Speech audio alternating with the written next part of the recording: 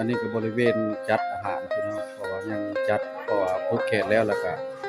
รับประทานอาหารเที่ยงเนาะก็สิมีแบะเนาะตัวแบะตัวแกะตัวนี้นะแม่ครัวเฮากำลังเฮ็ดอันนั้นสิเป็นทีมงานมาแต่ในเมืองเนาะทางบ้านเราหัวหน้าเฮาบริเวณหนทางมาก็คือว่า27กิโลเมตรพี่น้อง27กิโลเมตร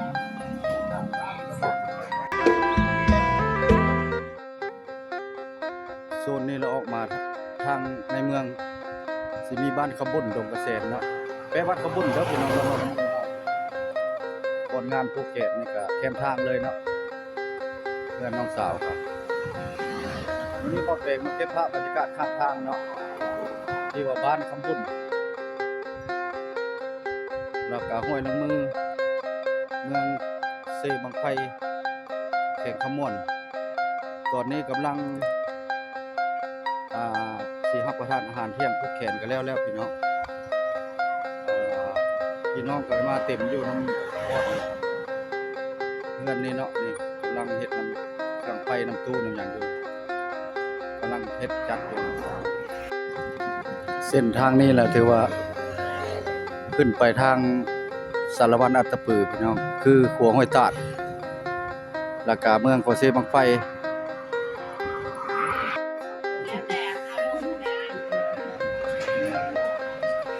ตัวที่ระเบียงเฮ็ดแม่ครัวพี่น้อง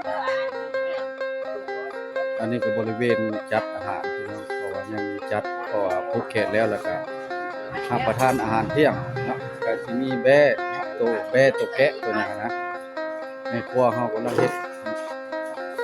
อันนั้นสิเป็นทีมงานมาแต่ในเมืองเนาะทางบ้านเราหัวหน้าเฮาบริเวณหนทางมาก็คือว่า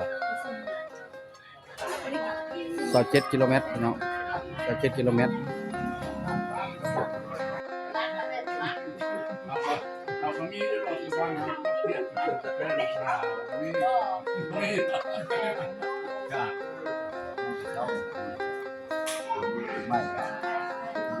ไปกับพี่บอกพี่เดี๋ยวพอตะมุ่งเขาไว้ซื่อก็แต่ทำพูดนะอันนี้เราพูดมาจากประเทศเกาหลีพูดเอาพ่อบ้านพ่อเลาะเด้อนี่เด้อมีหยังก็คำคูณซ้ำพ่อซ้ำแม่แล้วเพิ่นก็ได้นี่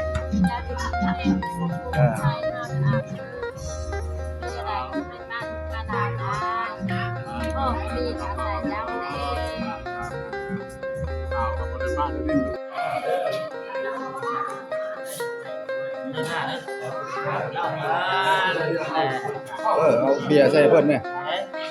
ปั่นได้เท่า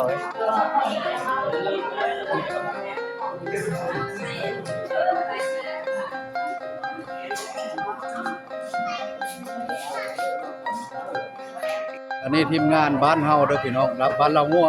นี่มาเอ้ยมาน้องพี่น้องเนาะแต่ว่าผู้ใดบางเทื่อก็สิมีคอเบียร์มานั่งบ่จักอันนี้ละอันนี้ด้านเนาะเด้อพี่น้องเด้อด้านเนาะน้องสาวผู้นี้ละผู้บินมาแต่เกาหลีนี่เสื้อสีขาวๆนี่ล่ะนี่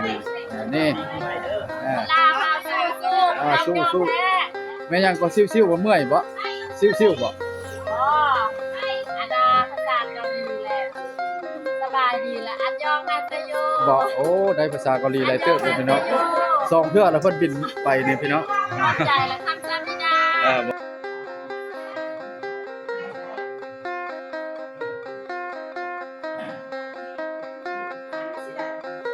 คนก็บ่หลายปานใดพี่น้องมีแต่พี่น้องมีแต่ลูกตลาดเนาะ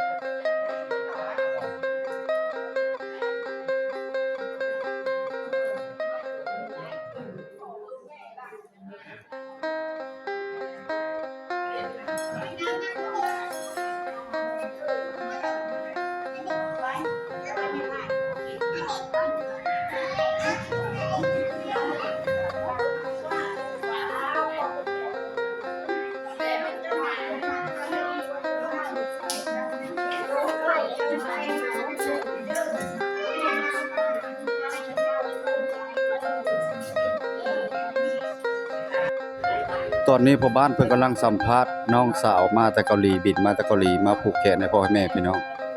ก็คือผู้เสื้อขาวนี้ผู้นั้นล่ะเป็นน้องชายเนาะและผู้ทิศผู้นี้เฮ็ดเวียกอยู่ไข่หยวนอยู่น้ำจีนอยู่ลาวเฮาอันนี้เนาะ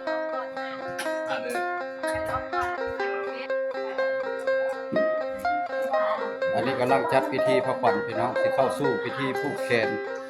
ให้พ่อให้แม่ปีใหม่ลูกสาวบินมาจากประเทศสปป.เกาหลีในวันที่16ก็ฮอดคืนนี้เนาะก็บินเข้าเดินบินวัดไต่เลยเนาะพี่น้องก็ฮอดก็มื้อนี้ก็เฮ็ดสิริมงคลให้พ่อให้แม่ปีใหม่บ่ทันแต่วิทย์ก็จริงแต่ว่าเฮ็ดนี่พระขวัญนะพี่น้องบ่แปลงก็ได้มาเก็บภาพบรรยากาศให้พ่อให้แม่เบิ่งเนาะที่ว่าบ้านห้วยล่างมือเมืองโคเซเมืองไฟแขงขมวดพี่น้องจากตัวเมืองตะเคะมาประมาณ25กิโลเมตรเนาะหรือว่า25ลักหรือ30ลักประมาณนี้เนาะ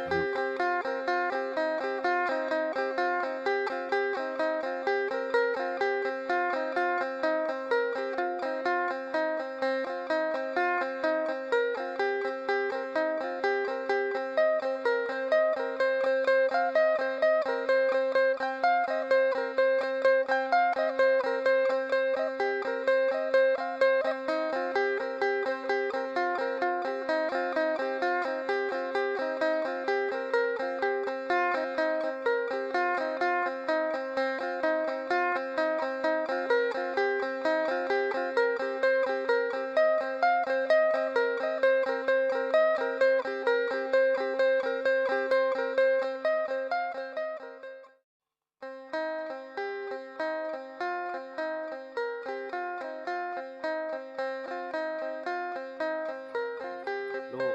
เพิ่นอยู่นะบึงพี่น้องอันนี้เพิ่นปลูกเองเนาะแต่ว่าพักมังบวบลาวเฮาเด้อพี่น้องเด้อ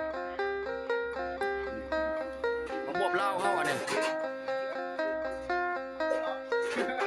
โล 8,000